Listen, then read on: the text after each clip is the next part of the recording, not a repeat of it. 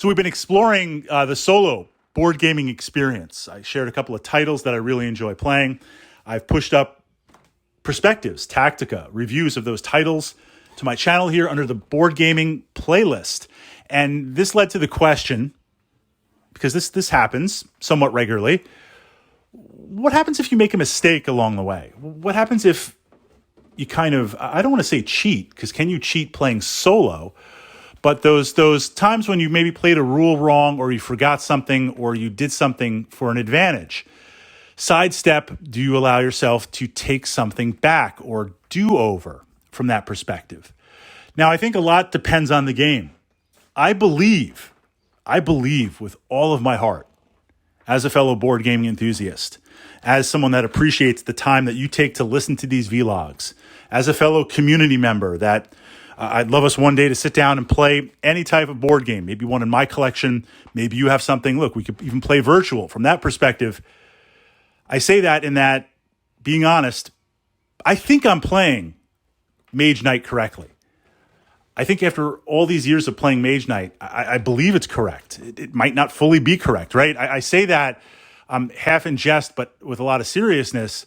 Some board games, they're complicated. The rules are all over the place, where you might find, you've been making a mistake. You've been playing this game incorrectly for like forever, for 6 or 7 playthroughs. And maybe you watch a YouTube video, or you resolve it, or you realize, wait, I was supposed to roll both dice instead of one. I thought since they were different colored, I only rolled one. That happened to one game a long time ago.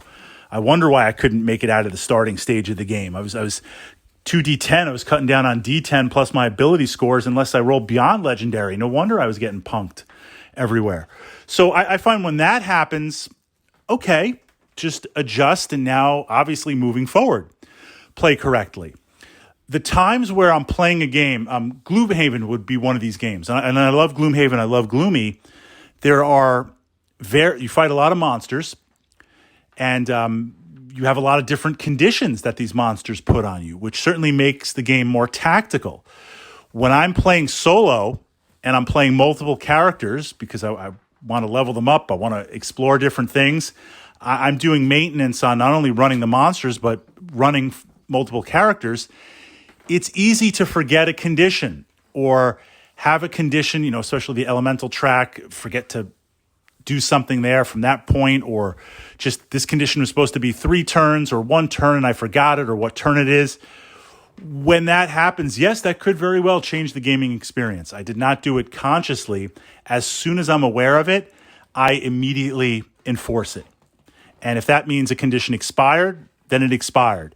If that means I missed some turns and it punished me a little bit more, it punished me. So I don't consider that cheating per se. There's a lot of bookkeeping in some games, and I'm trying to enjoy the game and enjoy the narrative, and sometimes I forget. Immediately course correct. Immediately change. Jumping into those points where you make a decision, you might have a lot of time invested in the game, doesn't work out, do you go back and do you do over? I leave that up to you. And I say that because I'm going to offer my experience. I am playing these games solo to enjoy the experience, to step into that narrative, to take that time and look at the components and visualize myself in that world, and really play and enjoy it. But I'm also very much competitive and winner take all. I mean, the idea of being solo is I can reset, I can play it again. I will play this game again. So as soon as I make a decision in my mind, and that decision is past the point of no return, then that's it. Or if I make a mistake on my end, that's it. Okay, an example.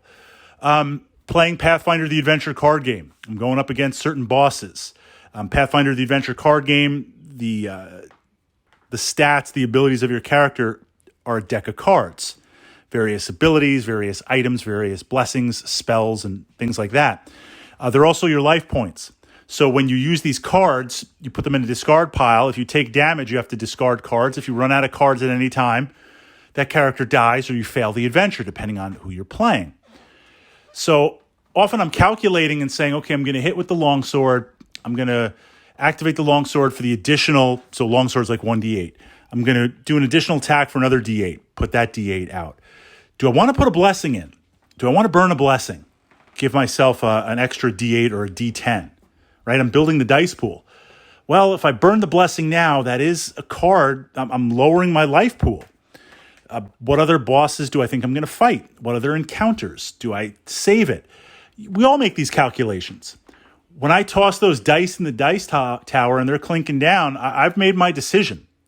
If suddenly I still pass and I didn't need that boon, that blessing to spend, then it's too late. It's been done. If I'm looking and saying, okay, I can go left or I can go right, the 2 adventure cards. Well, if I go left, it opens up more of a tree here. If I go right, maybe it'll lead to this encounter. Okay, I'm going to go right. At that point, I don't flip right, and if I don't like it, flip left. I don't even flip right, encounter it, flip left to see what it is, because I don't want to know the cards. I don't want to know the other branching story aspects. So my feeling very much is the point of no return. Another example would be Dark Souls. I love Dark Souls. You spend all this time leveling up. You fight a mini boss, a main boss, a mega boss. Winner takes all. I had set up Dark Souls and playing it through to go to the main mega boss, fighting a dragon. So I played for hours. It was in my man cave there, the Fritz gaming cave.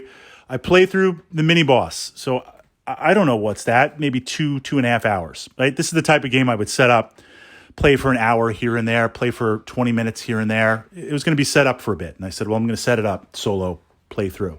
So I got maybe 2.5 hours in. Then I go through the main boss, another 2.5 hours in, maybe 3 hours. So now I'm multiple hours in, everything's set up. I've got some good gear. I've got my heroes. I fight the mega boss, and the mega boss has a mega encounter before you face the mega boss. I'm like an hour and a half, 2 hours into that. So I've now got multiple hours in to the mega boss. And this was early on when I was fighting these mega bosses. I knew they were tough, but I didn't quite know what they were capable of doing. That's the thing with Dark Souls. You don't know what they're doing till you face them. And I didn't want to look ahead at the cards or look at anything online. No spoilers. I wanted to face them. I wanted to test myself. That's the whole point in investing in the board game. So I go up against the mega boss dragon and I just get obliterated. And I was jacked, man. I had some good gear. I had good gear. I had good evade. I had ranged. I had close. I had some magic stuff. Things were socketed up. I mean, I was solid.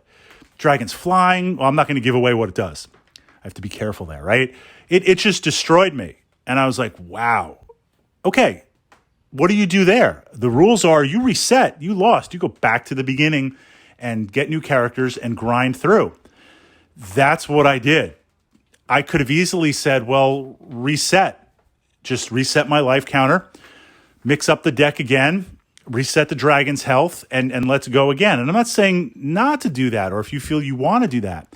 But I kind of go into a game saying, once I make that decision, once we step through that fog gate, once I flip that card, and of course there's times where it's like, I knew it. I knew I shouldn't have done that. Or I knew I should have burned that extra D10 for the boost.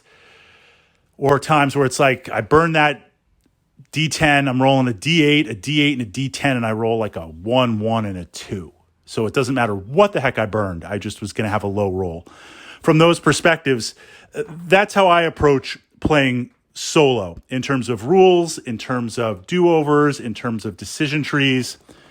Turning it over to you guys. And again, it's a solo experience. We're free to do whatever we want, house rules or backing things up if we're curious to see how to play.